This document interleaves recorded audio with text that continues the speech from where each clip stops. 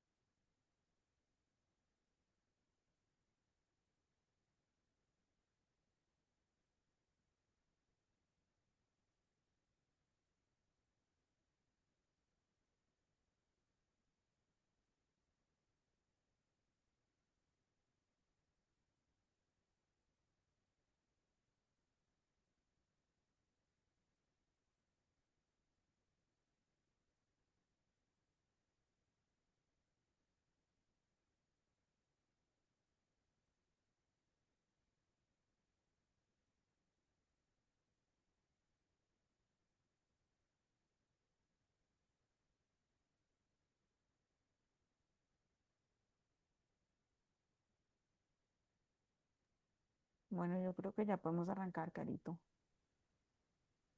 ok, iniciamos entonces. Bueno, buenas noches a todos, bienvenidos. Gracias por acompañarnos en este conversatorio sobre cáncer de mama. Este es un espacio para aprender, para compartir y reflexionar sobre la integridad del paciente en la cirugía de mama. Hoy tenemos el honor de contar con tres grandes profesionales. Tenemos a la doctora Claudia Cubillos. Bienvenida, doctora. Ella es cirujana general de la Universidad Javeriana. Es especialista en seno y tumores de tejidos blandos del Instituto Nacional de Cancerología. Tiene 16 años de experiencia. Es una experta en el manejo de enfermedades benignas y malignas de la mama. También tenemos a la doctora Catarina Saavedra. Bienvenida, doctora. Es cirujana plástica, reconstructiva y estética, especializada en cirugía plástica oncológica de la Universidad Militar y del Instituto Nacional de Cancerología. Es miembro de la sociedad, tiene más de 10 años de experiencia en reconstrucción de mama, piel y tejidos blandos y además es profesora universitaria en el Instituto Nacional de Cancerología. También tenemos, pues por supuesto, al doctor Enrique Tan. Él es radiólogo intervencionista, es experto en procedimientos musculoesqueléticos y de tejidos blandos. Esta noche pues va a ser una conversación bastante inspiradora, llena de conocimiento, de innovación. Y pues por supuesto podrán hacer todas sus preguntas al final pues del conversatorio, las pueden ir escribiendo incluso en el chat. Bienvenidos. Empezamos con la doctora Catarina. Bueno, muchas gracias Carolina, buenas noches a todos, qué alegría estar acá y qué bueno compartir con colegas como ustedes, les agradezco muchísimo la invitación. Bueno, este conversatorio lo vamos a hacer un poco dirigido, teniendo en cuenta las preguntas que ya nos han hecho en el chat que se mandó o en el link que se mandó de todos los pacientes y las personas que han entrado, médicos y personal no médico. Y vamos a empezar a hacer algunas preguntas que ya tenemos anotadas, por eso queremos que también se animen a hacer sus preguntas en el chat, por si tenemos que hacer alguna respuesta que esté de pronto dentro de las mismas preguntas o con el mismo tema relacionado que estamos hablando. Vamos a empezar entonces a hacerle una pregunta al doctor Tan. Les recuerdo, él es nuestro radiólogo invitado. Doctor Tan, nos hacen esta pregunta desde el público. Dice, desde tu experiencia en ecografía mamaria, ¿qué hallazgos suelen anticipar una cirugía conservadora versus una mastectomía? Muy buenas noches a todos, gracias por conectarse, a todos los que están acá. Muchas gracias, doctora Catarina, doctora Claudia, el equipo de Gilmédica. Y bueno, empezamos con una pregunta interesante porque es una pregunta que creo que debería hacerse para un radiólogo, un mastólogo y un cirujano a la vez. Porque no es fácil que un radiólogo tenga la capacidad de poder tomar decisiones quirúrgicas, ¿no? Sin embargo, tal vez en la experiencia que tenga el radiólogo y si tiene la posibilidad de trabajar en una institución en donde comparta una junta médica, donde comparta criterios quirúrgicos oncológicos, estamos hablando de un instituto de cancerología, un Valle de Lili o lugares en donde realmente tengan una junta médica y donde el radiólogo tenga la capacidad de comprender, categorizar, clasificar y tomar decisiones, pues ahí puede ser. Entonces, la respuesta corta es, un radiólogo es muy difícil que tenga la posibilidad de tomar decisiones por medio de una ecografía de este tipo, ¿no? Ahí creo que la respuesta la tienen que dar ustedes, doctora Catarina, doctora Claudia, ¿no? Bueno, claramente, digamos, si la pregunta es solamente sobre ecografía, creo que es muy claro Claro. lo que acaba de decir el doctor Tan, que tenemos que tener digamos, un grupo multidisciplinario, pero en mi concepto, el que decide cómo se va a hacer una cirugía, si debe ser conservadora o si debe ser realmente una mastectomía, es el cirujano de mama. Así que, doctora Cubillos, la escuchamos. Buenas noches, doctora Saavedra, buenas noches y a todos. Gracias por la invitación, Gil Médica y todos los asistentes a este webinar. Vamos a hacerlo charladito para que sea bastante más dinámico. ¿Cuáles son los criterios clave? Son varios. Aquí tenemos que hablar de biología y tenemos que hablar además de la parte física de la paciente. Hay un criterio clarísimo para nosotros los mastólogos que no es tan claro para el resto de la gente y no es tan fácil de decir, que es la relación seno-tumor. La relación seno-tumor es ¿qué tan grande es el tumor con respecto al tamaño de las mamas? Porque las mamas no son uniformes. Hay mamas pequeñas donde un tumor de 1 centímetro puede no permitir cirugía conservadora y hay mamas muy grandes donde podemos hacer cirugía conservadora con tumores de 5 centímetros. Esto básicamente no hay una tabla, no hay una regla, no hay unas mediciones específicas. Es más como la experticia del cirujano para definir eso. Pero además nos tenemos que apoyar también en la biología del tumor, porque no es lo mismo un tumor luminal A que va a tener una poca respuesta a la quimioterapia neoadyuvante, donde vamos a tener de entrada que pensar en que va a ser una mastectomía, porque aunque le demos tratamiento sistémico, no se va a poder disminuir lo suficiente, versus una lesión que sea HER2 positivo o que sea triple negativo, que independiente de un tamaños de 2 centímetros y medio, que son tumores grandes, entre comillas, son tumores que van a responder excelente a la neoadyuvancia sistémica, a la quimioterapia, y son pacientes que probablemente podemos salvar su mama. La otra es la localización, si tenemos un único foco, si tenemos más de un foco. Entonces, aquí también tenemos que hacer una división entre los tumores unifocales, multifocales y multicéntricos. Existen tumores que son de más de un foco, por lo menos dos, que permiten cirugía conservadora, porque están en el mismo cuadrante, porque están en la misma coordenada, pero en planos diferentes. Entonces, esos son criterios en los que nos ayudamos también mucho con el radiólogo para tomar la decisión. Entonces, definir si se va a hacer o no una mastectomía versus una cirugía conservadora tiene muchos factores que tenemos que tener presentes. Bueno, listo, muchas gracias. Como complemento, les puedo decir que en cuanto a la reconstrucción mamaria, también somos muy específicos con respecto a si la cirugía es conservadora o no conservadora. Entonces, como bien lo dijo la doctora Cubillos, cuando tenemos una posibilidad de hacer una reconstrucción con el propio tejido, que eso se llama una mamoplastia oncológica, cuando los mastólogos solamente retiran un pedacito, que en nuestro caso se llama un cuadrante, ¿sí? Con el resto de la mama, incluso hasta 2 cuadrantes, dependiendo del tamaño de la mama, podemos hacer una reconstrucción con el propio tejido de la paciente. Diferente a cuando ya nos hacen una cirugía no conservadora, que incluso puede estar preservando piel o no preservando piel, la areola y el pezón, o incluso quitándonos absolutamente todo. Entonces, eso también hace que nosotros tomemos unas decisiones importantes, de las cuales ya hablaremos un poquito más adelante, pero sí es importante tenerlo en cuenta porque dependiendo de la mastectomía, o sea, dependiendo del diagnóstico, dependiendo del procedimiento que el mastólogo nos diga que va a hacer, nosotros nos basamos en eso para tomar decisiones con respecto a la reconstrucción. Ahí aprovecho, doctoras, con lo que acaban de decir, porque sé que en nuestra audiencia también hay radiólogos. Es importante que sepan esta técnica y cómo piensan los cirujanos, porque el error más grande que tenemos los radiólogos es no conocer la mirada quirúrgica del cirujano plástico y del cirujano mastólogo. Al no conocer esa mirada quirúrgica, las técnicas, que aunque ustedes vean que hay conservación de piel y de areola, no significa que el volumen, inclusive de pectoral mayor y pectoral menor, persista.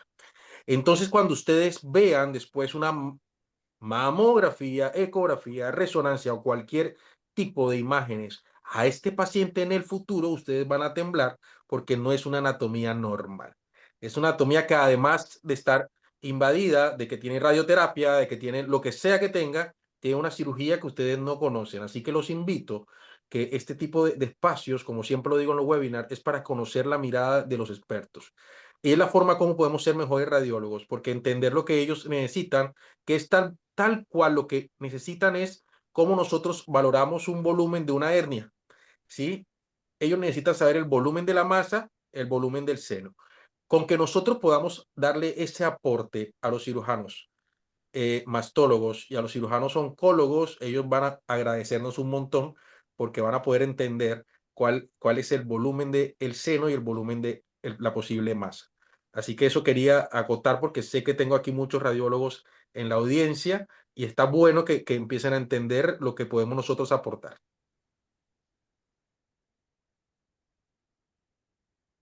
Ok, es cierto, doctor Tang, y agradezco muchísimo su intervención porque no solamente desde el punto de vista del diagnóstico, sino también en el posoperatorio es muy importante la intervención del radiólogo, porque para nosotros un buen radiólogo que además sea experto en reconstrucción y en mama, nos va a nosotros a hablar diferente a lo que a una persona que no tiene experiencia.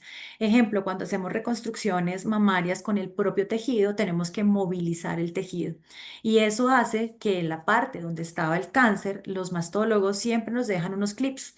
Esos clips nos van a marcar el lugar donde estaba el cáncer para que el momento en el que se haga la radioterapia, que también hace parte de toda la parte, digamos, Un tratamiento. imagenológica, porque se tiene que hacer un tag para poder marcar esa paciente y poder definir cómo se va a hacer la radioterapia, pues nosotros hemos movido el tejido. Entonces es muy importante que entiendan el tipo de cirugía que nosotros hacemos para que cuando lleguen al momento del plan, la planificación de este tipo de tratamientos, pues no estén, como usted dice, perdidos en el horizonte y no sepan para dónde van. Eso con respecto a la cirugía conservadora, pero aún más con la cirugía que necesitamos colocar dispositivos y que vamos a utilizar a veces los músculos, por ejemplo.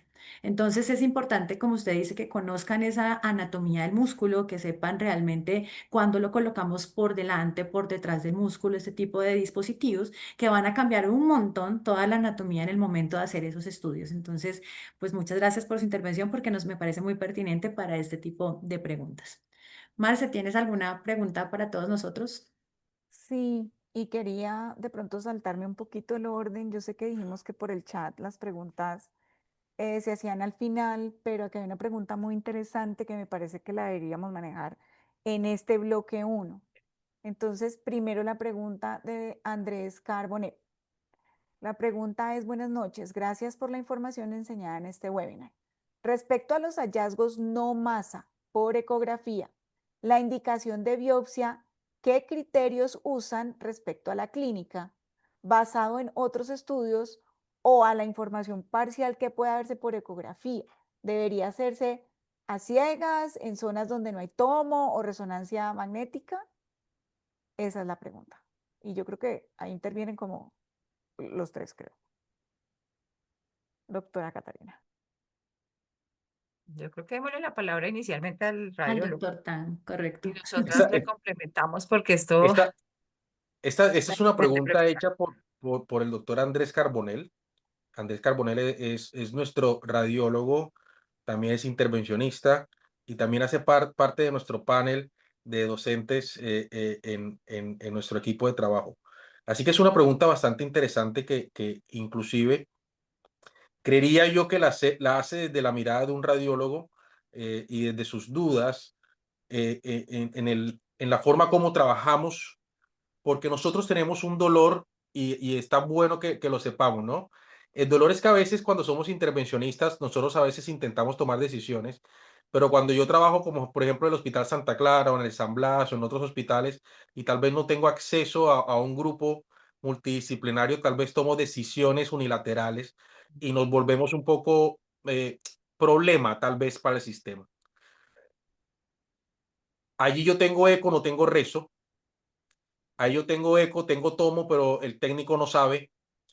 Eh, entonces, mire los problemas que se hacen porque nosotros venimos de un instituto donde nos enseñaron, aprendemos y vamos a otro y no tengo un pigtail X, pero sí tengo Y. Entonces nos toca modificarnos a nuestra realidad. Dando esa introducción, entonces quisiera decirle o preguntarles a ustedes, en el caso real, en lo que pasa en nuestro sistema, ¿cómo ustedes encararían, según la pregunta del doctor, un paciente para que ustedes tomen la decisión según lo que el doctor pregunta? ¿Qué sería mejor o qué sería adecuado o cómo lo haríamos en nuestro sistema o cómo habitualmente se hace?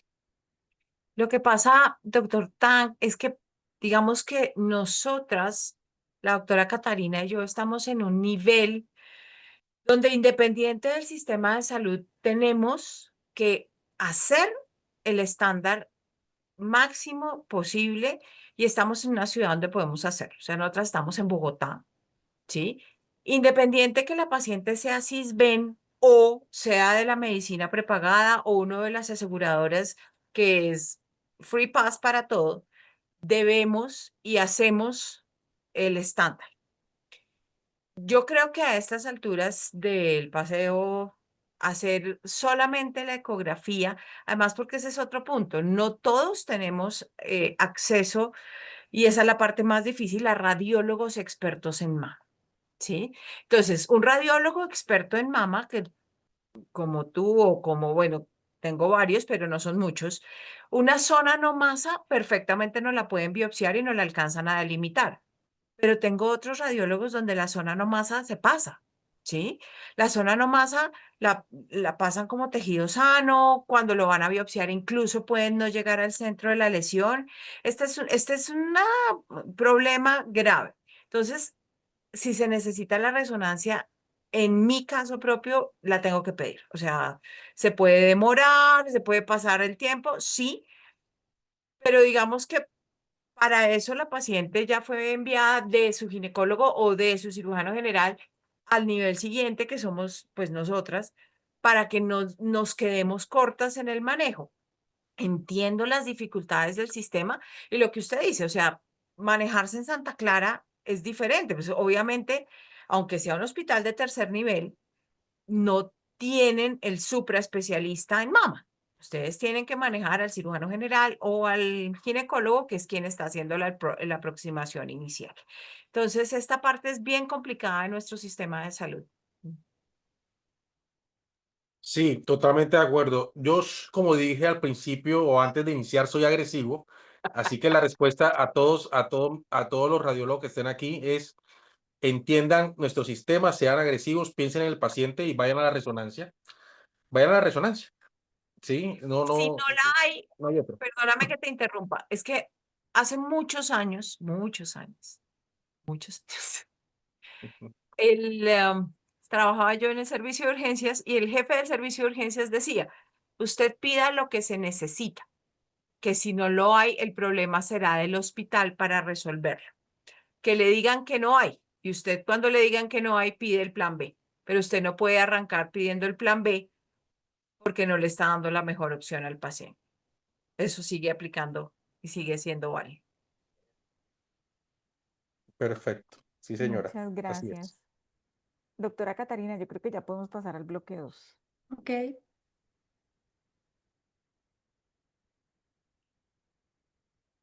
Doctora Saavedra, yo tengo una pregunta. ¿Cómo logras equilibrar la seguridad oncológica frente a la estética en la cirugía conservadora o en las mastectomías con reconstrucción inmediata? Bueno, la verdad, como tú lo mencionaste hace un momento, pues nosotros estamos en un nivel pues mucho más alto, digámoslo así, donde gracias a Dios podemos ofrecerle al paciente lo que necesita. Pero creo que la respuesta es igual para todo el mundo. O sea, nosotros no sacrificamos la parte oncológica. Nosotros tenemos muy claro que se debe quitar lo que se tiene que quitar. Los cirujanos de mama que trabajan con nosotros, me refiero a los cirujanos plásticos oncológicos, que somos expertos en reconstrucción, saben eso. Y ellos lo saben y ellos, me corregirá Claudia en un ratico, pero realmente ellos lo saben. Entonces ellos dicen, bueno, ahí les dejo. O sea, ellos quitan, De hecho, a perdónenme la veces te hacemos palabra, sufrir, los hacemos hacen, sufrir. hacen sufrir mucho, nos dejan, la palabra coloquial sería un mordisco de tiburón y nos dicen, chao, ahí te dejo, mira a ver qué haces. Entonces nos enfrentamos más bien a unos retos bien importantes, pero nosotros, la respuesta es, nosotros no sacrificamos la parte oncológica nunca. Pero tampoco sacrificamos la estética. ¿Eso qué significa? Que somos expertos, afortunadamente, en lo que hacemos y que a pesar, vamos a hablar primero de las cirugías conservadoras, a pesar de tener poco tejido, tenemos unos resultados estéticos muy bonitos y muy armoniosos. Lo que normalmente yo le digo a mis pacientes es, a usted le va a quedar unas mamas bonitas pero chiquitas y tiene que saberlo para que el paciente sea consciente de lo que realmente va a tener. O sea, vamos a conservar tejido porque así se ha definido digamos, todo el proceso con cirugía de mama y demás, pero en el momento en que a usted le van a quitar, va a reducir el tamaño de esa mama. Y en el mismo tiempo quirúrgico nosotros manejamos la mama contralateral en el caso de estas cirugías.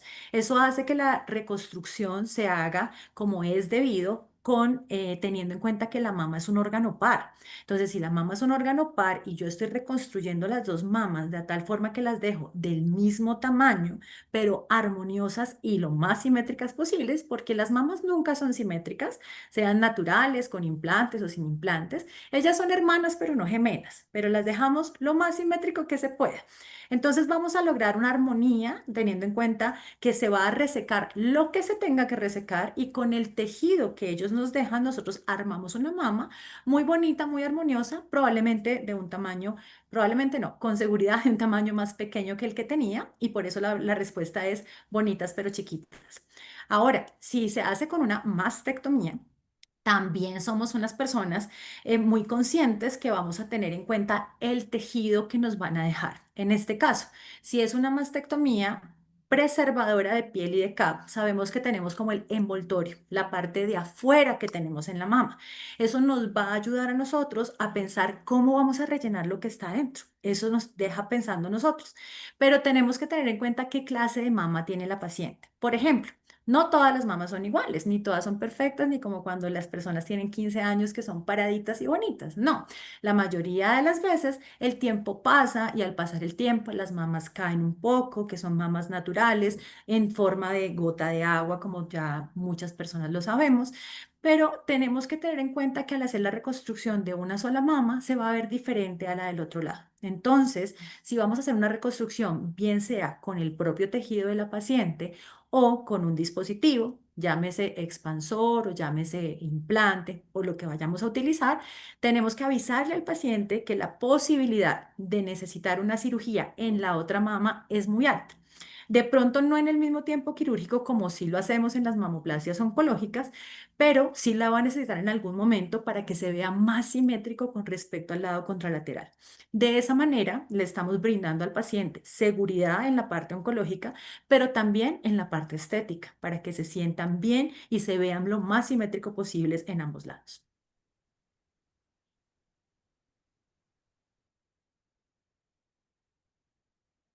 Sí, de acuerdo, Catalina. Esa es súper importante.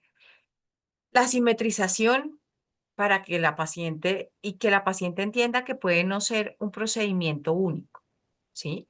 Que puede necesitar más de un tiempo operatorio para lograr que la estética mejore.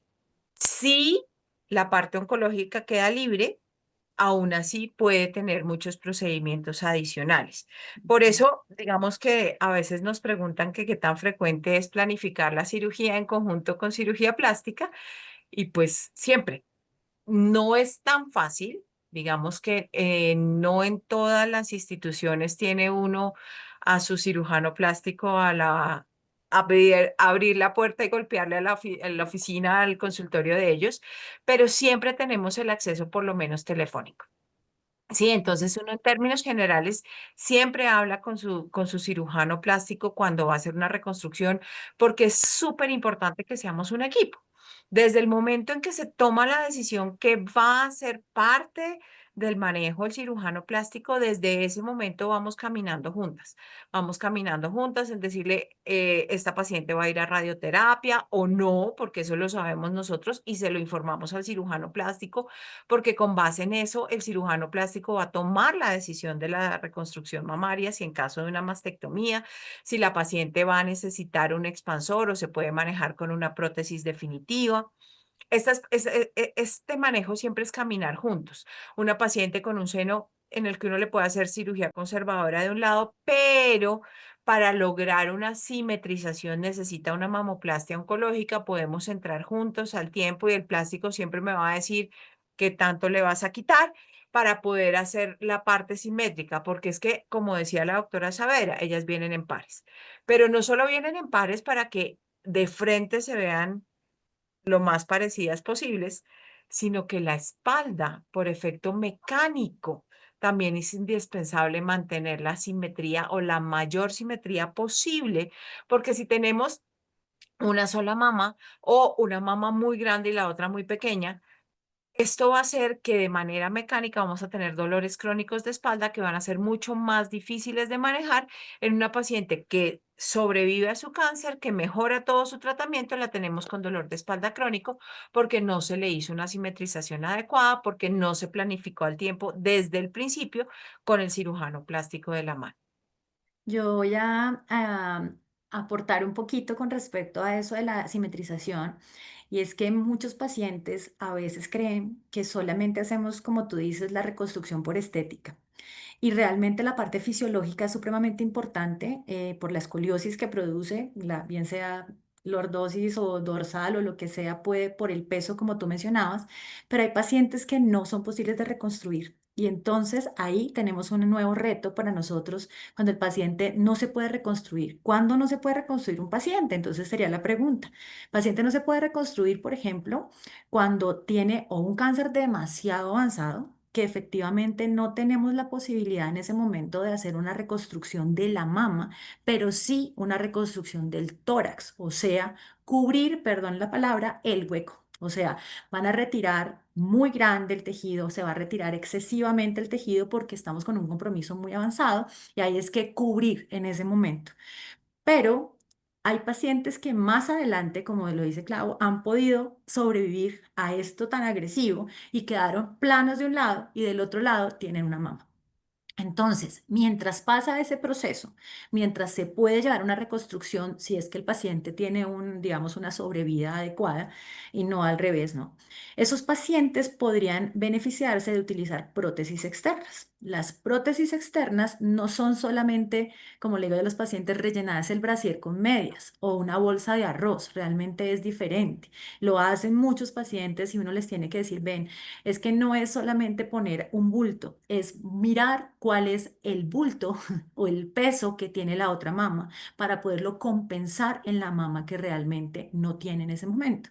Entonces es algo que les ofrecemos a los pacientes también, explicarles que cuando definitivamente no se puede reconstruir, ese es uno de los ejemplos. Otro ejemplo es que el paciente no tiene suficiente tejido y tampoco se le puede poner un dispositivo, porque eso existe, no se pueden poner dispositivos, o no tiene suficiente tejido y el paciente queda plano, o el paciente no se quiere reconstruir, porque es que recordemos que la reconstrucción mamaria no es una obligación, es un derecho.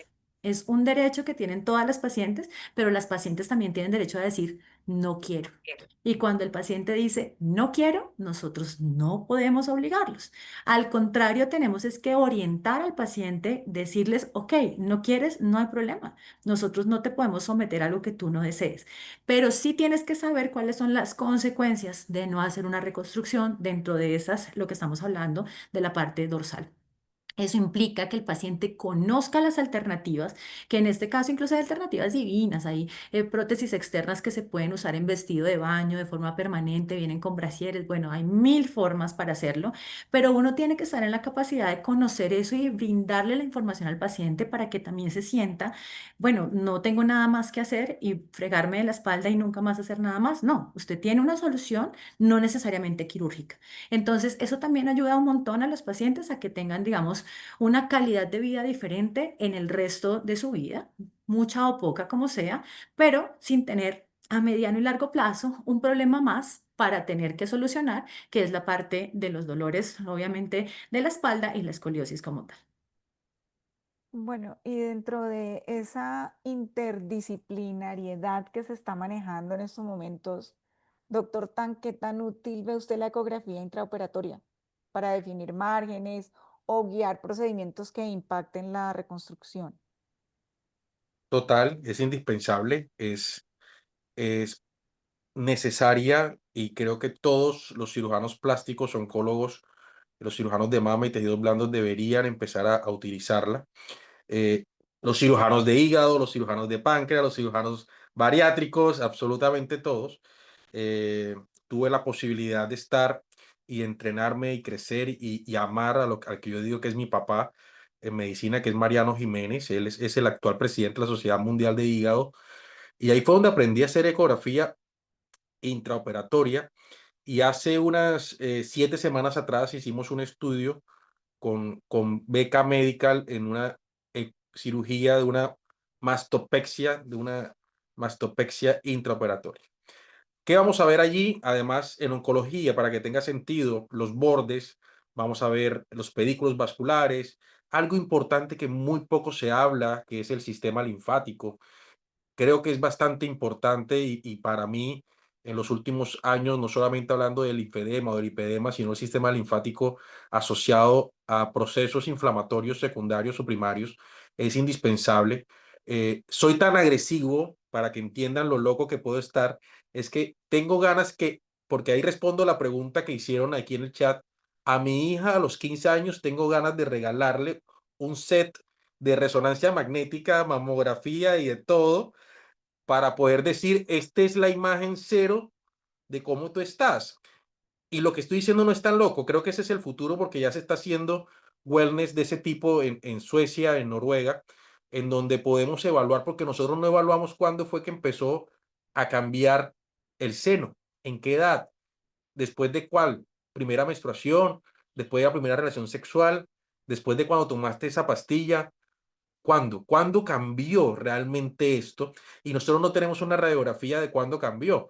Entonces, la respuesta a esa pregunta que está allí es, la ecografía la ecografía principalmente se tiene que hacer desde que tu médico la solicite y yo la sugiero desde los inicios, ¿no? De los cambios hormonales. Creo que es importante que el pediatra pierda el miedo de pedir una ecografía de seno de un infante, ¿no? Que muchos pediatras tienen todavía este temor, ¿no? Uno. Dos, y la mamografía yo creo que es un estudio de rayos X que debería ser solicitada por el experto a la edad que sea necesaria. Y el nuevo BIRATS, que aumentó en ecografía el pasado año, que tuve el placer de estar en noviembre en Chicago, aumentó todavía lo que es el BIRAT unificado entre mamografía y ecografía. Entonces, la ecografía y la mamografía, si tu médico sospecha que tienes una lesión benigna o maligna en el seno a los 18 años, pues entonces yo no entiendo por qué no pedir mamografía, ¿verdad? Debería ser un BIRAT unificado, ¿cierto? Claro. Entonces creo que las imágenes diagnósticas tienen que venir de la mano y también creo que ustedes tienen que aprender, los cirujanos plásticos, cirujanos de mama, a utilizar estos métodos diagnósticos. Bueno, yo haría un complemento y es, está muy claro que se debe hacer a cualquier edad, digamos, si tiene la necesidad el paciente y obviamente debería ser de esa forma. Sin embargo, desde el punto de vista de las recomendaciones, o sea, basados desafortunadamente en lo que tenemos en este momento, la recomendación sí es lo que mencionan ellos ahí a nivel Colombia, o sea, como tamizaje para las personas, digamos, común y corriente que no tienen la posibilidad de pronto de ir a su médico a los 18 años o que le sospechen algo antes del tiempo o que en el mundo ideal sería en los cambios hormonales, en la menarquia, bueno, eso sería lo mejor. Sin embargo, no se puede para todas las personas desafortunadamente en nuestro medio. Entonces, según el tamizaje, lo que está descrito es que las ecografías sí se deben hacer a partir de los 40 años y las mamografías a partir de los 50 aquí en Colombia. Sin embargo, en Estados Unidos no es así. En Estados Unidos es 40 años ambas cosas. Clau, no sé si quieras complementar algo con Sí, respecto a eso. ahí voy. Esta es una discusión que tenemos claramente, específicamente entre la Sociedad Colombiana de Mastología y los mastólogos frente al Instituto de Cancerología y el Ministerio de Salud. Las guías, y si yo me paro frente a una clase de estudiantes, tengo por obligación que decirles que la mamografía deberían pedirla después de los 50 años, cada 2 años, Correcto. pero no es lo que yo hago en mi consulta y no es lo que creo que se debería hacer y cada vez menos. Eh, Estoy de acuerdo con el doctor Tan que la mamografía se debe pedir a necesidad, pero en un ámbito de tamizaje por encima de los 40 años de manera anual. Correcto. Aquí vienen problemas de guías, del pagador, porque entonces como el mastólogo la pide, el pagador, el seguro del paciente dice es que la guía del Ministerio de Salud dice que no se puede hacer. Entonces aquí viene una discusión importante, pero cuando el paciente ya no es de tamización, cuando el paciente ya es paciente, cuando ya tiene una lesión, yo creo que la mamografía no tiene un tiempo. ¿Sí? La mamografía se hace cuando se necesita y cuando el paciente tiene diagnóstico, así sea a los 23 años, necesitamos una mamografía. La Ujú. ecografía de mama no es un método de tamizaje. Entonces, la ecografía de mama, estoy de acuerdo con el doctor Tang, se pide a necesidad y de hecho es pues el gol estándar en pacientes jóvenes porque la densidad del tejido glandular mamario hace que la mamografía pierda sensibilidad y pues por supuesto especificidad. Entonces, la ecografía sí creo que no tiene restricción. El único problema es que lo ideal es que fuera por radiólogos expertos en mama, de los cuales no tenemos tantos.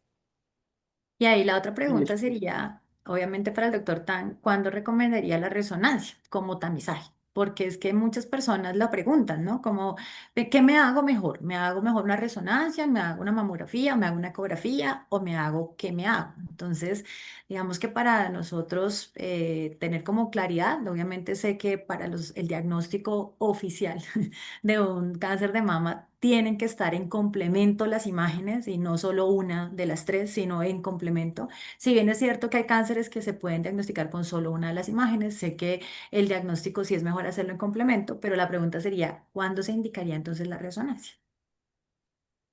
ahí estamos usando un término que si en la audiencia hay pacientes, está bueno que lo aclaremos, que es el término tamizaje, ¿sí? Entonces, ese término la gente no entiende. Bueno, tamizaje, ¿qué es tamizaje? Bueno, llámese coloquialmente hacer un control estadístico desde una edad X En personas secuencialmente sanas. en personas sanas. Entonces, si tú estás sano, llegas a los 40, pues empiezas a hacerse tamizaje. Yo, por ejemplo, a los 43 le estoy evadiendo la próstata. Ejemplo. ¿Sí? Un mal ejemplo. Pero eso es tamizaje, ¿no? Ujú.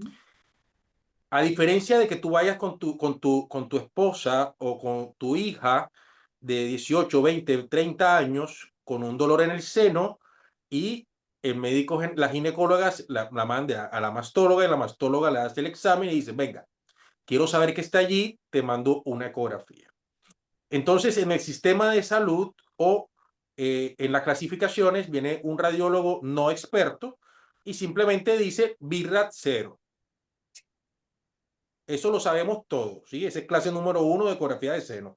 Todos sabemos BIRAT 0. Y si aquí hay pacientes, BIRAT es una clasificación para que un paciente de Bogotá venga a Cartagena o se vaya a Italia y todo el mundo sepa qué significa lo que se vio allí. Es una clasificación, un semáforo. Ahora, si yo pongo BIRAT 0, significa que el estudio, la ecografía, no es suficiente. ¿Ok? Entonces, ¿qué hacemos con un paciente de 28 años? Pues yo le mando una mamografía, ¿cierto? Ahí en donde en Colombia no se la van a autorizar, porque no está en la edad. De Y acuerdo. ahí es donde nosotros tenemos que pelear y decir, a ver, es BIRAT 0, punto. Es que es BIRAT 0. Significa que la ecografía no funciona para yo ver esa densidad o para yo ver ese seno. Tengo que ir a otro estudio. Entonces allí, si te encuentras con un radiólogo, dice, bueno, ¿sabes qué? Hagamos una resonancia entonces y o voy a llamar a la doctora Claudia que le prescriba una resonancia y mágicamente se la autorizan. Es que eso es lo loco, ¿no? Eso es lo loco del sistema. Mágicamente a los 28 años le autorizan la resonancia y no la mamografía. Tengan presente de que los tamizajes también se dieron cuando la dosis de la radiación era muy alta. Entonces tú te pones a prescribir y a proyectar una dosis anual de radiación desde los 40 años y preventivamente prefiero que te irradies a partir de los 40. Eso hoy no es así. Entonces tenemos que cambiar eso. ¿Ok? Entonces, en el contexto, doctora, de cuándo necesito una resonancia, cuándo no necesito una resonancia, cuándo solamente la ecografía, porque yo te puedo decir, es que yo puedo hacer una ecografía bimanual con elastografía y prácticamente estoy simulando una mamografía, pero eso lo sé yo y 10 radiólogos más. ¿Me entiendes? Entonces ese es el problema y ese es el embudo. Tengo una paciente de 28 años en donde la mastóloga lo vio, veo una imagen de bordes definidos, circunscrita, con una elasticidad mixta, hago compresión ecográfica, yo le puedo decir, bueno, vamos a ponerle BIRAT 3. Llamo a la doctora Cubillos y le digo, venga, doc, estoy seguro de que puede ser, vamos a observarla y cada 6 meses le hago la ecografía. ¿Le parece? Sí, me parece, Enrique. Pero si yo no hago esto y simplemente pongo porque yo quiero BIRAT 0 otra vez, que es lo que debería hacer, entonces la doctora Cubillo se va a enojar conmigo como radiólogo y va a decir, ¿sabes qué? Necesito una resonancia. Es así de sencillo, ¿ok? Porque la resonancia versus la mamografía funciona sí, sí y no. Yo creo que una mamografía y una ecografía bien hecha da muchos datos, depende del paciente, depende del nódulo, depende de la edad, depende de lo que queramos dar. Funciona muy bien. Ahora, una paciente intervenida, ¿tiene implante, no tiene implante? ¿Qué tipo de implante tiene? Ahí, bueno, pasamos una resonancia o no. Entonces, el contexto deberíamos saber es la edad, por qué viene, o sea, debemos saber el caso clínico para poder decirte, mira, vamos para una resonancia o no, o vamos para una tomografía con reconstrucción 3D, que poco o nada se pide. Sí, yo le digo a los cirujanos plásticos, usted quiere saber si está rota el seno y no confía en su radiólogo, no pida resonancia, pida una tomografía con reconstrucción 3D. Es que usted va a ver ahí que está roto, pero no se pide porque no tenemos la información. Entonces, yo no sé yo creo que estas charlas están buenas como para yo mismo hacer consenso. Tengo ganas de ir a operar con ustedes como para aprender más, porque yo creo que es la forma de poder comunicarle a mis radiólogos colegas que estamos cometiendo ciertos errores, y no es por falta de amor, no es por falta de ganas, es simplemente por falta de información. Bienvenidísimo, doctor, cuando quiera operar con nosotros. Mi De acuerdo. Catarina, y pasamos entonces ya al bloque 3, reconstrucción mamaria y toma de decisiones. Entonces, una pregunta para ti. ¿Cuál es tu enfoque cuando una paciente necesita radioterapia posterior a la mastectomía? ¿Implantes, colgajos? ¿Cómo lo manejas? Bueno, la respuesta es depende, porque igual que cuando empezamos a hablar de las reconstrucciones que son con preservación o sin preservación de tejido, todas las pacientes que van a ser llevadas a una cuadrantectomía, llámese quitar un pedacito de la mama por si hay pacientes acá, o sea, las cirugías conservadoras de tejido, todas deben ir a radioterapia, absolutamente todas. Y en ese caso, pues la reconstrucción es con el propio tejido, razón por la cual ahí no hay discusión, ¿cierto? Entonces, sí o sí, todos los pacientes que son pacientes que van para cirugía conservadora de la mama van a ir a radioterapia, siempre.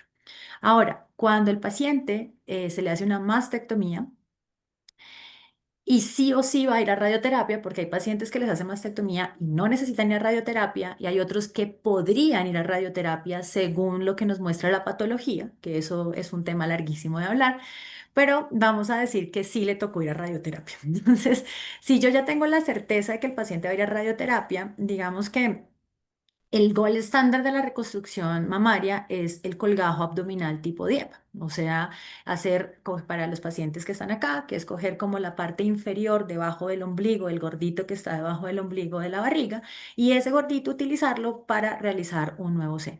Entonces, si pudiéramos hacer en el mundo ideal, que ahora ya lo estamos haciendo mucho en Colombia, eso es maravilloso, los microcirujanos son un hit, hay microcirujanos muy hábiles que se demoran muy poco tiempo haciendo este tipo de reconstrucciones y eso es maravilloso, digamos que sería lo ideal, ¿sí? Teniendo en cuenta que ya el microcirujano haya hecho una curva donde los colgajos, digamos, tengan una buena sobrevida y no retrasemos el proceso de la radioterapia, que eso también es muy importante en el momento de la decisión. Si usted no es experto en hacer colgajos libres y si usted tiene una curva que de pronto no es tan rápida o tan buena y sabe que los colgajos se le mueren frecuentemente, pues no es lo ideal llevar un paciente a hacer una reconstrucción sabiendo que va a tener complicaciones y que puede llegar a retrasar la radioterapia, que no es una buena idea. Y ahorita Claudia nos podría contar cuáles son esos tiempos que son muy importantes después de la cirugía para hacer la radioterapia.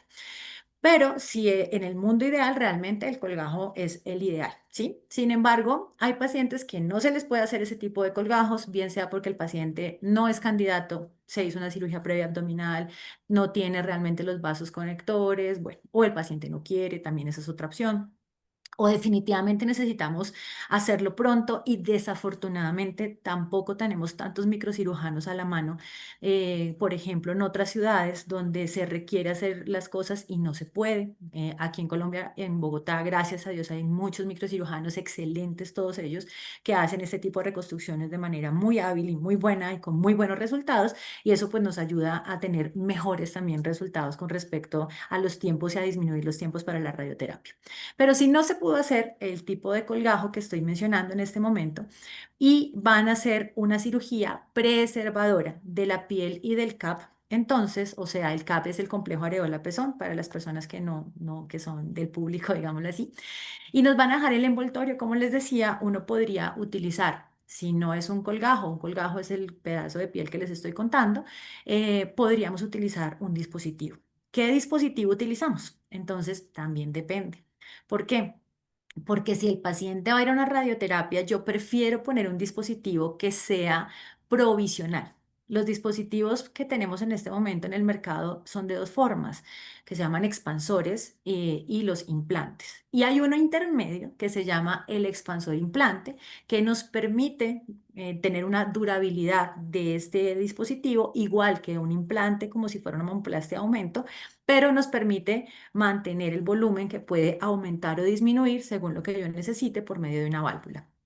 Entonces, lo que les quiero explicar es que yo tengo que tomar esa decisión en el momento de hacer el planeamiento quirúrgico. Entonces depende del estadio del cáncer, depende de si me van a dejar la piel, la areola y el pezón, depende también si el paciente sí va a ir a radioterapia, probablemente escoja un dispositivo que lo tenga que retirar después para que le pueda retirar esa cápsula, porque resulta que todos los dispositivos hacen una cápsula que es claramente el cuerpo envolviendo un cuerpo extraño. Y eso pasa en cualquier parte del cuerpo donde nos ponen algo extraño, desde un piercing, una calza, hasta un implante. Entonces, el cuerpo se encarga de envolverlo y esa cápsula que es de tejido propio del paciente, cuando va a la radioterapia, se contrae y puede producir algo que llamamos contractura capsular, y es que la cápsula se contrae y adentro está el implante y como que lo apachurra, como que lo arruga un poco. Entonces no podemos dejar ese implante ahí todo el tiempo porque además de eso, cuando se apachurra, se eleva, se va hacia la parte superior del pectoral. Entonces, eso hace que se vea más asimetría, los pacientes obviamente tienen dolor, se siente duro el implante o la mama se siente dura, se siente como una piedra. Y hay ciertos grados de esta contractura que yo les digo que dependiendo del grado también nosotros tomamos decisiones. Entonces, digamos que si tengo que elegir un dispositivo, quiero un dispositivo que yo tenga que cambiar más adelante. ¿Por qué? Bien sea por el propio tejido de la paciente, que eso se llama una reconstrucción inmediata diferida. Por ejemplo, no se logró conseguir al microcirujano, la señora tiene el gordito perfecto para hacerle su mama, pero en ese momento necesitamos es guardar el espacio. Entonces, para guardar el espacio, colocamos un dispositivo tipo expansor, la señora va rápidamente a su radioterapia y después de un tiempo prudente, que es entre 8 meses a un año después de terminar la radioterapia, ese expansor se retira y se le pone algo. ¿Qué es ese algo? Un tejido que puede ser el de ella misma o un nuevo implante, y ese implante puede ser un implante de silicona, que es el que utilizamos para las mamoplastias de aumento, y puede durar de 10 a 15 años, pues según el implante que coloquemos. Ahora, si definitivamente el paciente, digamos, mm, podría o no tener la opción de la radioterapia, entonces uno también puede entrar o no a decidir colocar un implante directamente, si el paciente realmente tiene, digamos, un volumen mamario no tan grande, que me permita hacer una mama contralateral parecida, que me dé pues la posibilidad de dejarle de una vez ese implante, o un implante expansor, que es el otro que les contaba, que nos va a ayudar a mantener ese espacio, pero también nos va a durar un tiempo prudente para retirarlo. Pero eso es cuando tenemos digamos, la certeza de que no va a radioterapia en estadios muy tempranos o que damos el chance de que de pronto no vaya. Entonces, digamos que son estadios tempranos que la patología nos va a definir, pero que la sospecha es muy baja de que vaya a radioterapia. Es diferente cuando ya tenemos toda la certeza de que sí va a radioterapia. Ahora, hay una cosa a tener en cuenta y es que cuando el paciente va a ir a radioterapia hay que contarle al paciente lo que va a pasar.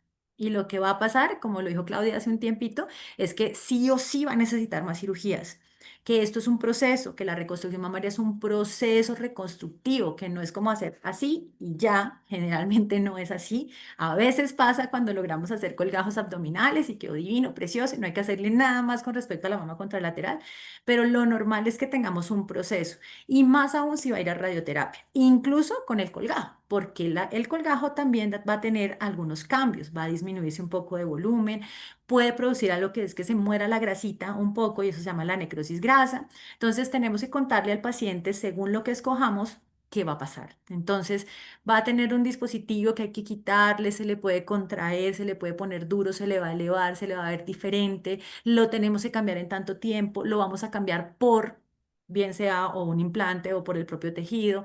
El implante se puede salir porque la piel se quema y al quemarse y se adelgaza el músculo con el que lo cubrimos, la piel se puede romper y eso se puede salir, y si eso pasa nos toca dejarla sin implante un tiempo. O sea, al paciente hay que decirle específicamente todo lo que va a pasar para que en la cabeza de ellos sea el proceso muy claro, y cuando lleguemos del punto A al punto B, que es la reconstrucción final y la paciente ya esté pues perfectamente reconstruida y simétrica, que eso es importante, pues ella sepa que todo esto que transcurrió es algo que ya conoció desde el primer momento cuando nosotros le proponemos la reconstrucción que vamos a hacer. Ese era Yo quisiera, eso, doctora. discúlpame, hay una pregunta interesante acá en la audiencia de Luciana Múnera con respecto a lo que tú acabas de decir. Y ella pregunta que si es necesario quitar el expansor para hacer la radioterapia y qué pasa con la radioterapia con el imán. Entonces, Bueno, contéstales que esa es una pregunta súper interesante entonces, porque creo que aquí hay como una confusión. es importante, no, el expansor al contrario, el expansor se pone en el momento inmediato de la mastectomía, es la reconstrucción inmediata que nos permite mantener ese espacio. El expansor no tiene problema para ir a la radioterapia, o sea, lo que realmente va a pasar es lo que les digo de la contractura capsular, lo de la posible ruptura y por la radiodermitis de la piel, o sea, la quemadura de la piel, etcétera. Pero en realidad el expansor no le va a pasar, entre comillas, nada. O sea, el expansor como tal, el dispositivo como tal, no, pues él aguanta la radioterapia, pero en De hecho, realidad no le, o sea, no qué es que pena que se te deba. interrumpa, Señora, es lo que se necesita para la radioterapia. De hecho, correcto. es la indicación para la paciente que va a radioterapia. El expansor es la indicación. Cuando no se puede hacer un tejido autólogo, por Exacta. supuesto. Claro, Entonces, no, no, por el, supuesto, o el sea, expansor en nos da, digamos, nos dispositivos. guarda ese espacio de esa mama para después cambiarlo. O sea, vamos a decir, cirugía donde se le hace mastectomía. Apenas sale el mastólogo, entramos los cirujanos plásticos oncólogos y hacemos la reconstrucción con expansor en este caso. Reconstruimos la piel. Luego el paciente va a recuperación y luego va a radioterapia. Pasa la radioterapia. Después de la radioterapia, entre 8 meses a un año, ese expansor lo quitamos y colocamos algo que sí va a permanecer más en el tiempo.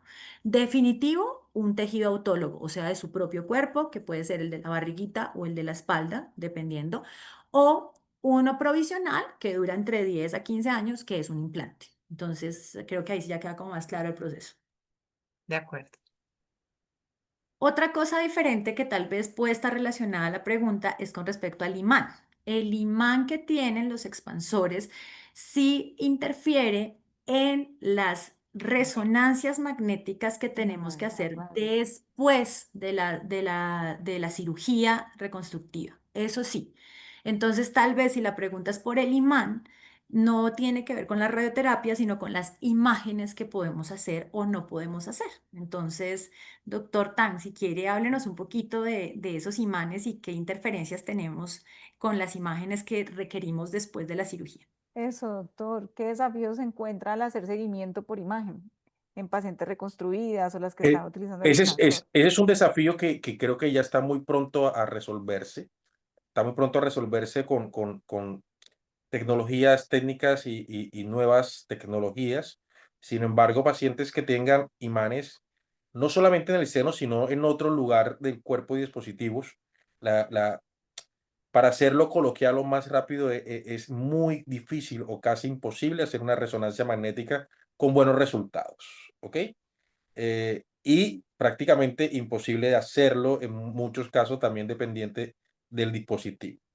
Entonces es importante para ellos, para el equipo de cirujanos de mama, de cirujanos plásticos y la institución, tomar la decisión y saber qué dispositivo le colocan al paciente y que el técnico, porque lamentablemente ya eso no es para los radiólogos, porque casi nunca un radiólogo termina interviniendo en esto, sino el tecnólogo, el que está haciendo el estudio, a veces obvia leer bien el caso, y bueno, y cualquiera se puede equivocar y termina colocando un paciente haciéndose un estudio de estos que no se puede hacer. Entonces, eh, yo creo que el futuro, creo que es para otra conversación, el futuro viene con nuevas tendencias, nueva tecnología. Yo estoy creyendo mucho en las nuevas, lo que estamos haciendo mucho con densitometría. La densitometría la estamos usando no solamente para hacer osteoporosis, estamos usando para morfología, sarcopenia, ubicación de implantes, cambios inflamatorios. Entonces, la densitometría es muy baja dosis de radiación con una información bastante amplia, cosa que no está todavía escrita. Estamos haciendo parte de un grupo de investigación de densitometría en cirugía plástica estética, inicialmente y en lipedema, pero la densitometría creo que la teníamos olvidada en el cajón, en un espacio del hospital solamente para osteoporosis, y es un equipo costo efectivo con mucha información. Entonces, en conclusión, creo que, bueno, esa es una desventaja para los dispositivos que tienen imanes, pero creo que lo vamos a resolver pronto en el futuro.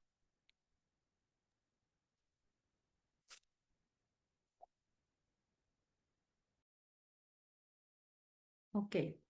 Bueno, Clau, ahí tenemos una pregunta también que es directamente como para ti y es que los pacientes, pues la primera persona que viene es a ti, obviamente a los mastólogos, a los cirujanos de mama y ahí como que empieza toda, pues el trayecto del paciente por los otros especialistas. Pero preguntan es, en el momento en que el paciente llega a ti, ¿cómo manejas las expectativas del paciente con respecto a los resultados estéticos? Porque obviamente sé que aunque ustedes normalmente dicen, vaya plástica, que allá le explican todo, es lo usual, pero sí muchos pacientes tienen muchas dudas desde el momento de entrar en contacto pues con su mastólogo y de tener la primera cara que les dice tiene un cáncer de mama y el miedo que tienen muchos pacientes es, bueno, entonces voy a quedar deforme, entonces definitivamente ya no voy a tener una mama, ¿qué me va a pasar en el cuerpo? Y son preguntas que realmente les hacen mucho más a ustedes. Después, claro, nos los traspasan un poco a nosotros, pero sé que la mayoría de ustedes sí tiene que, digamos, estar pendiente de este tipo de preguntas porque es muy frecuente como la primera cara que le dan a los pacientes con este diagnóstico. Las pacientes con cáncer, los pacientes con cáncer en general, cuando atraviesan esta batalla, tienen muchas pérdidas, ¿sí? Y son pérdidas que a veces no las hablan, no las cuentan. Cuando sobrevive a su diagnóstico, cuando ya estamos en el primer mes, primer año, primeros 5 años de seguimiento libre de enfermedad, el mismo paciente, su familia, sus amigos le están diciendo como, bueno, pero lo encontraron temprano, súper, ya estás bien. Ese ya estás bien es una pérdida que a veces ni siquiera ellos han logrado darse cuenta, no solo de lo que han perdido como personas, sino específicamente lo que han perdido en sus cuerpos. Es una mutilación. Definitivamente es una mutilación y en mama es muy claro, aunque sea una cirugía conservadora, aunque estéticamente uno le diga, oye, pero no se nota mayor cosa. Es real y puede que físicamente sea así, pero mentalmente no siempre es así. Entonces, necesariamente aquí viene la empatía. La empatía que tenga uno con su paciente desde el principio y donde además es importante que quede claro que sabemos que va a haber una pérdida, que sabemos que para lograr un beneficio que es la supervivencia, que nuestro objetivo final siempre va a ser propender por la vida. Siempre también queremos tratar de salvar su mama, específicamente hablando de mama, si hablamos de otros cánceres, pues también, pero sabemos que va a ir a una pérdida. Eso va desde el principio, como tú dices, Cata, es cuando uno le está diciendo tiene cáncer, lo primero que va a decir es me va a quitar el seno y es lo primero que le preguntan a uno, aunque sean lesiones muy pequeñitas y no sea real una mastectomía. Es importante que nosotros veamos la reconstrucción mamaria no dentro del parámetro estético meramente, sino como una rehabilitación en mama, ¿sí?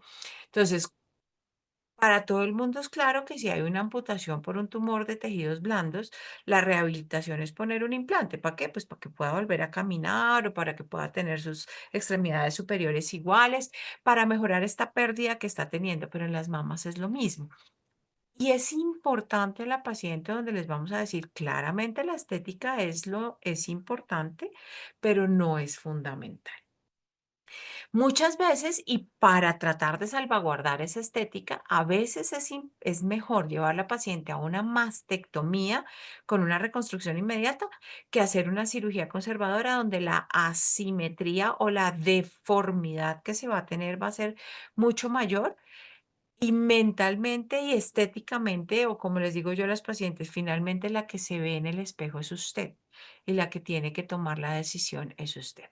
Muchas veces vienen familiares donde le dicen, bueno, pero es que tiene 60, 70, 75 años y los descartan de entrada porque es que ya, ¿para qué?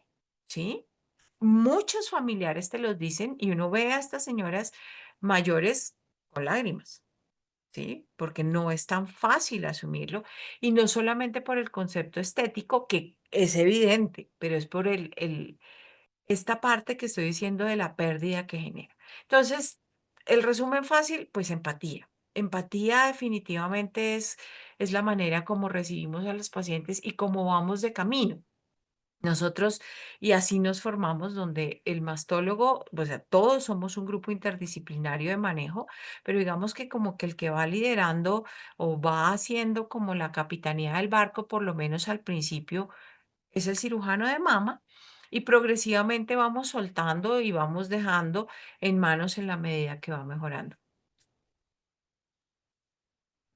Bueno, acabo de ver una, gracias Clau. Digamos que yo agrego un poquito a eso, que los pacientes hace un tiempo, realmente no recuerdo en este momento hace cuánto, pero nuestros profesores al menos nos decían, porque antes no existía la reconstrucción mamaria. Antes solamente se hacía el manejo del cáncer y digamos que lo que se le decía a los pacientes es como agradezca que los vamos a salvar del cáncer, ¿sí? Y punto. O sea, ya de ahí ya usted ya tiene que darse por bien servido y no hay nada más que hacer. Cuando empieza toda la reconstrucción mamaria, empieza también a darse muy claro lo que pasaba con estos pacientes y pasaba con todas las edades, específicamente con sus relaciones de pareja. Entonces, más del 50% de las pacientes en ese momento perdían su pareja. ¿Por qué? Porque no tenía una mamá. O sea, literalmente, o sea, los pacientes, los esposos ya se iban o su pareja se iba y los dejaban incluso abandonados en este proceso. Entonces, cuando entra la reconstrucción mamaria, se ve un cambio muy importante también a nivel social y socioemocional de la paciente, donde hay un cambio significativo, empezando por eso, por no perder su pareja, su relación de pareja. O sea, ya tiene una pérdida muy importante, como lo está diciendo Clau, que es de su propio cuerpo, una mutilación, etcétera, como también para perder su pareja, sus relaciones interfamiliares. Tanto que ven personas que preferían morirse con la enfermedad antes de operarse y quitarse la mama porque no se les iba a hacer absolutamente nada. Entonces, como lo dije hace un momento, la reconstrucción mamaria es un derecho en este momento, pero también obviamente el paciente tiene derecho a elegir y ese elegir también es para sí o para no. Y estamos hablando de los pacientes mayores a los que de verdad nosotros superamos pacientes con edades verdaderamente avanzadas, que hasta nos dicen los mismos, a veces los residentes y a veces los familiares, pero ¿para qué lo operan? Entonces uno dice, ¿cómo que para qué la opero? Es que es una persona, es una mujer que se va a sentir incompleta y que se quiere sentir bien. Y punto. O sea, aquí la que decide es ella. Y como bien lo dijo Claudia, el que decide es usted. O sea, aquí nadie más va a decidir por esa persona, pero sí deben conocer como todas las opciones que tenemos. Entonces, creo que sí es muy importante ese punto de explicarle al paciente que tiene un derecho que se llama reconstrucción, que efectivamente nunca va a sopesar con respecto a la parte del manejo oncológico, siempre es un conjunto que se le debe brindar al paciente y por eso se hace por tiempos muy claros y muy definidos, pero que definitivamente sí cambia significativamente, la reconstrucción cambia la vida de la persona. O sea, es impresionante lo que uno ve con un paciente que definitivamente tiene una mastectomía donde no quedó nada, donde se le cerró por la razón que haya sido. Ejemplo, lo que pasó en la pandemia. Nosotros en pandemia no podíamos reconstruir a nadie. No podíamos. Entonces se hacían las mastectomías, mujeres de 30, de 40 años con mastectomías sin ningún tipo de reconstrucción, porque eso era lo que tocaba hacer. Y era cuidar, o sea, quitar el cáncer y ya. Obviamente nosotros alcanzamos a ver ese peso de los pacientes que sí reconstruíamos y los que no se pudieron reconstruir en ese momento y es inmensa ese abismo que hay entre los dos pacientes. Las depresiones, los pacientes con los cambios emocionales más importantes, ver cómo realmente estaban absolutamente, vamos a decir la verdad, traumatizados de verse de esa forma, cuando obviamente cuando tú sales de un quirófano con otro seno, pues no alcanzas a dimensionar realmente cuál es ese impacto de no verte un pedazo de tu cuerpo. Eso no se alcanza a dimensionar.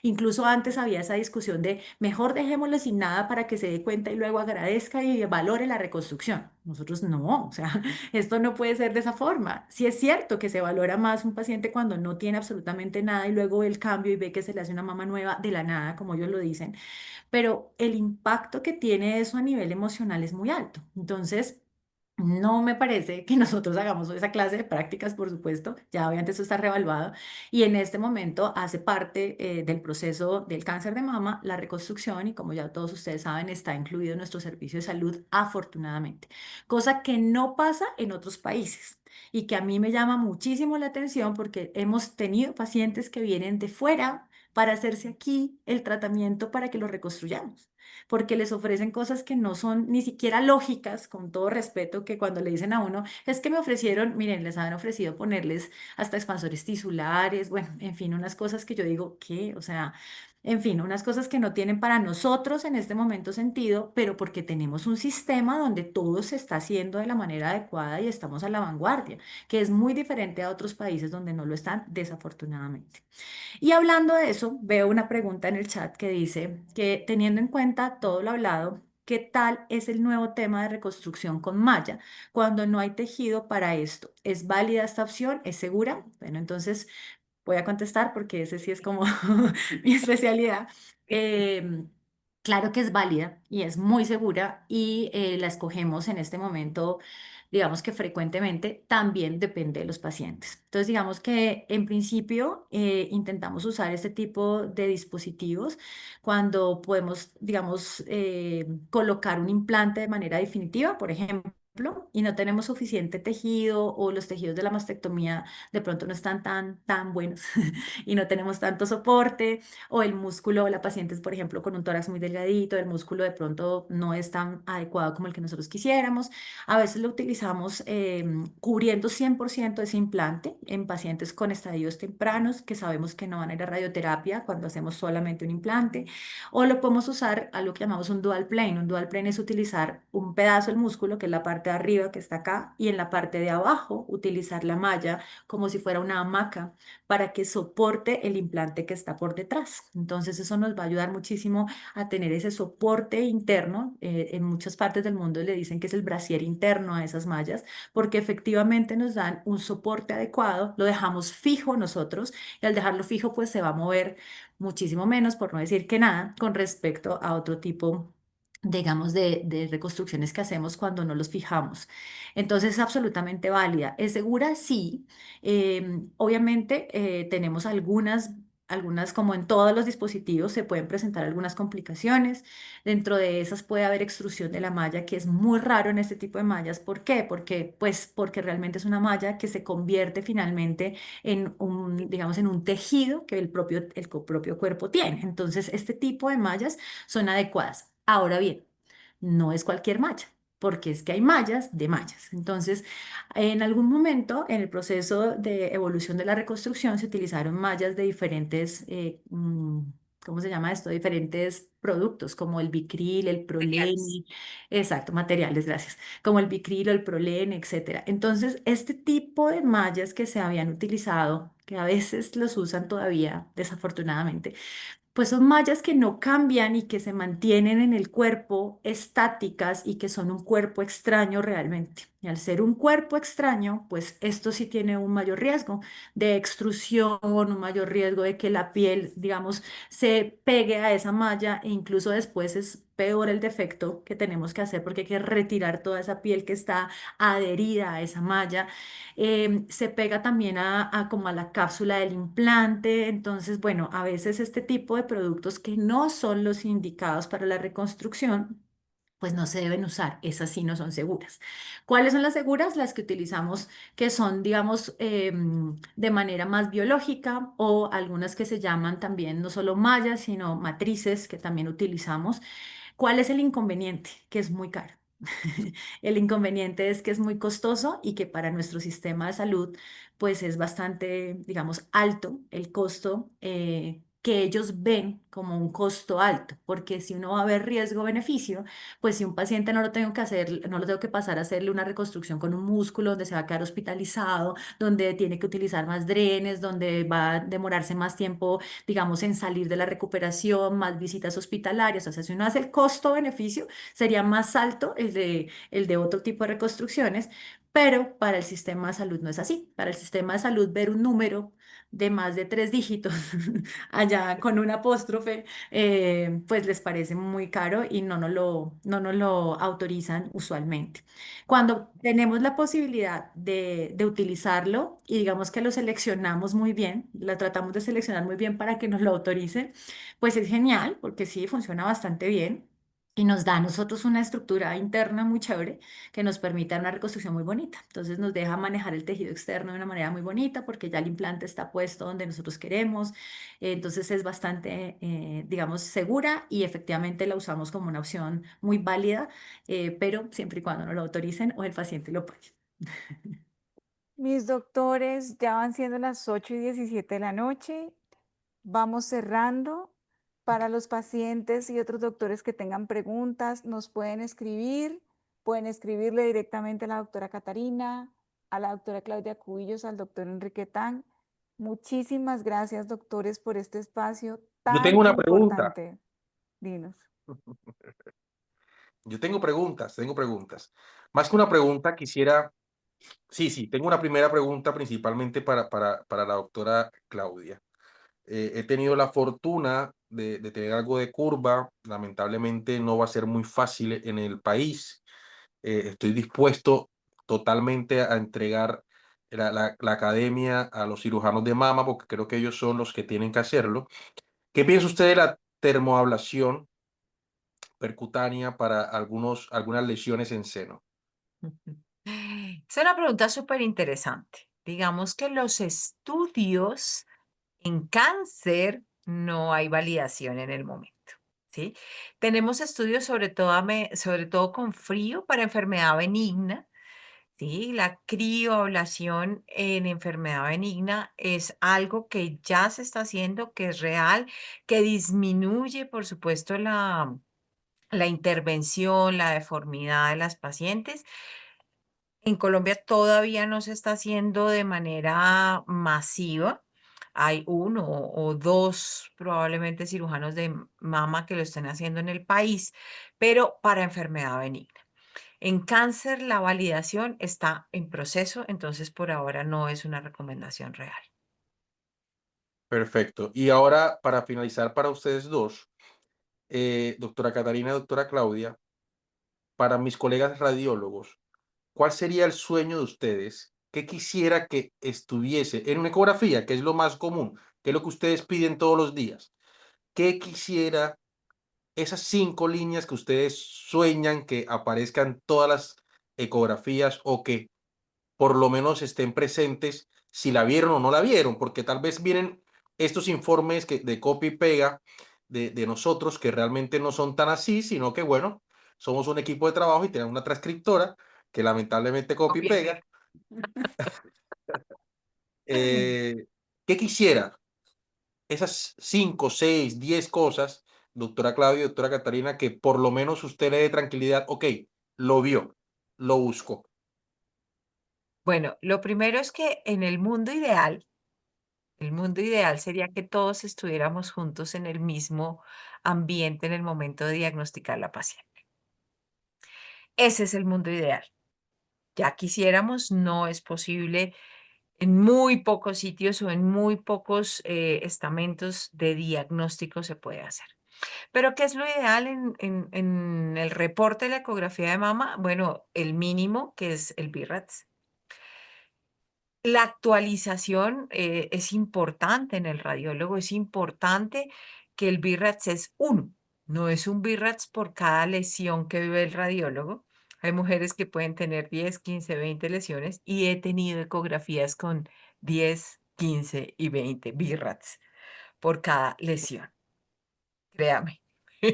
Sí.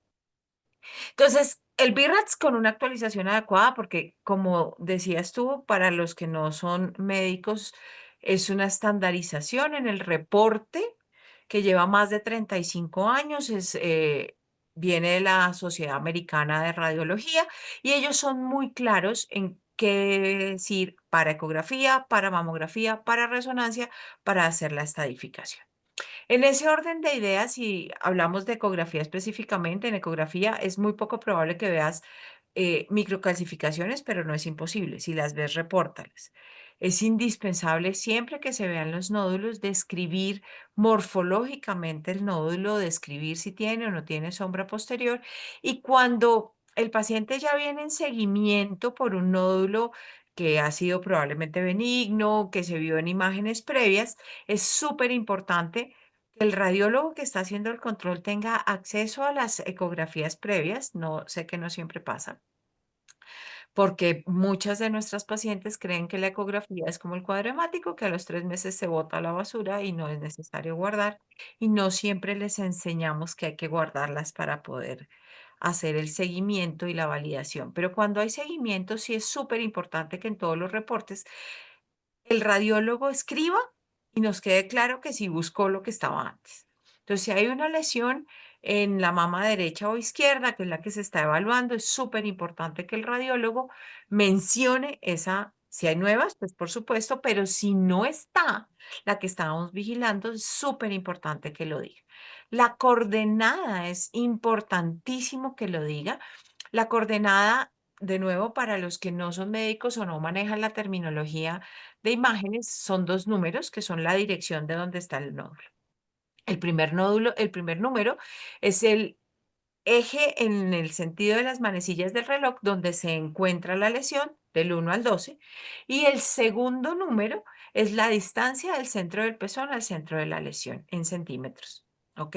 Entonces, si yo digo que una lesión es en la coordenada 2, 2 de la mama izquierda, estoy hablando del cuadrante superior externo, pero si la misma coordenada 2, 2 en la mama derecha, estoy hablando del cuadrante superior interno. Entonces, súper importante que el radiólogo en su informe sea muy claro en la dirección, porque no es lo mismo estar en la carrera 16 con calle 82 que estar en la carrera 82 con calle 16.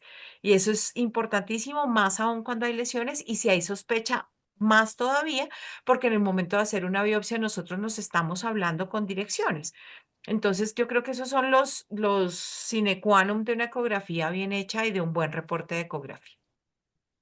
Bueno, y con Perfecto, respecto a doctora la Catarina. parte de cirugía plástica, yo creo que para nosotros ya hablaría un poco más de los implantes y de los dispositivos, porque claramente estaríamos hablando un poco más de cómo los describen, pero yo pienso que la parte más importante es que el radiólogo esté entrenado. Yo conozco muchos reportes de radiólogos que desafortunadamente desconocen los dispositivos y al desconocerlos nos dan reportes que son falsos realmente. Y pues perdón que lo diga de esa forma, pero que nosotros tenemos que incluso convencer al paciente que lo que dice ahí no es cierto porque sabemos que no es así. Ejemplo, tenemos un dispositivo que tiene una parte de silicona y la otra parte de líquido.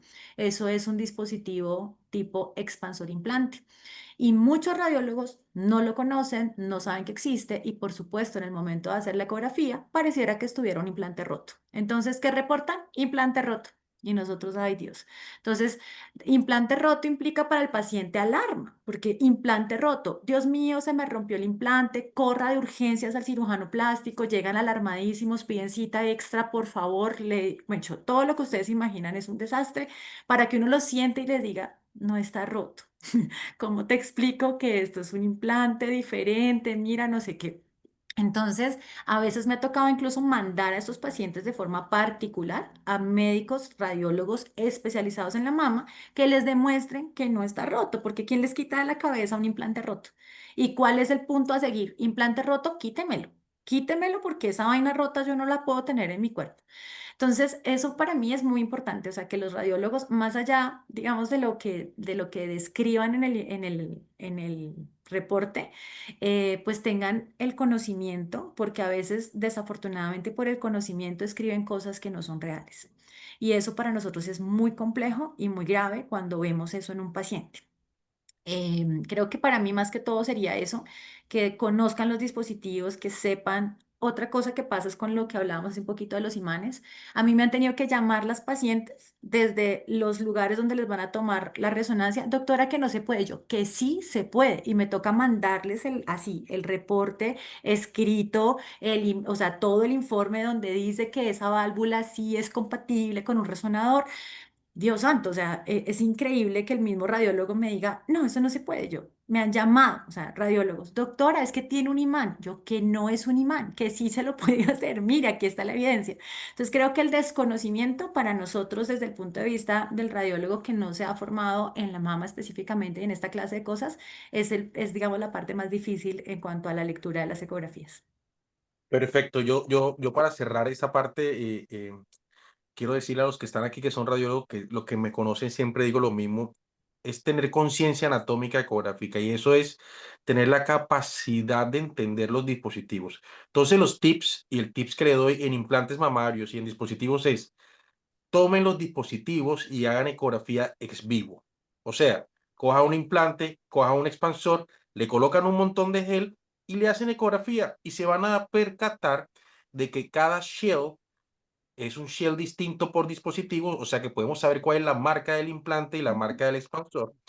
Inclusive podemos saber entonces en tiempo real, podemos decir, ok, si este es el shell y en 3 semanas vuelvo a hacer la ecografía, esta es la cápsula. Entonces ya puedes diferenciar cuál es la cápsula y cuál es el shell. Entonces, todo lo que nosotros aprendimos de supuestamente el signo de la galleta de Oreo, todo eso hay que volverlo a escribir porque todo eso es falso. Por eso yo digo que la ecografía, y creo que ojalá espero que en marzo o en mayo más tardar salga publicado, yo estoy demostrando que la ecografía bimanual funciona mucho más que una resonancia magnética en malos ojos. ¿Qué quiero decir? Que la ecografía bimanual, ustedes como cirujanos, cuando sacan un implante, ¿qué hacen? Hacen una compresión para poder ver si hay una extrusión de esta lesión. Es lo mismo que vamos a hacer con el implante y con la ecografía, es como si estuviéramos haciendo una compresión y ha aumentado la sensibilidad que ya lo estamos tratando de publicar. Entonces es importante lo que dice la doctora de los implantes y los dispositivos, poder aprender y lo que le digo a ustedes es que ténganos paciencia, edúquenos, ayúdenos a educarnos, porque ustedes nunca vieron un radiólogo o un residente de radiología rotar un mes por cirugía plástica. Y es un error de la educación, no es un error de radiólogo, es porque nosotros debimos haber pasado un mes por cirugía plástica y darnos cuenta que nos gusta más la cirugía plástica que la radiología, pasar un mes por cirugía de mama, pasar un mes por urología, porque es que los urólogos también están molestos con nosotros porque no les reportamos lo que ellos quieren, los ortopedas están molestos con nosotros porque no reportamos lo que ellos quieren, los vasculares periféricos ya dicen, ¿sabes qué? Yo hago mi propio Doppler, ni siquiera nos miran y desgraciadamente nosotros tenemos que recuperar porque seguimos teniendo nuestro ego, pero no tenemos nuestra calidad que la hemos perdido. Entonces, quiero, para terminar, como radiólogo y parte de la Sociedad Colombiana de Radiología, es que necesitamos aprender de ustedes para poder ayudar al paciente. Siempre para ayudar al paciente es aprender de ustedes. Entonces, consejo, doctora, escriba, deje de joder que el imán funciona y dígale al paciente, te puse un expansor que te van a reportar algún día en tu vida que está roto. Tranquila, no está roto. Eso hago ahora. Muchas gracias por este espacio, Marcela. Bueno, muchas gracias, doctores. Fue muy, muy enriquecedora la conversación. Y bueno, esperar todas las dudas que los pacientes y los doctores les van a escribir de hoy en adelante para que por favor sigan siendo tan generosos con su tiempo y sigan orientándonos a todos. Muchas Muchísimas gracias. gracias y buenas noches Muchas a gracias todos. a todos, gracias por los participantes. Gracias. Bueno, muchas Buenas gracias y feliz noches. noche para todos. Dios. Adiós.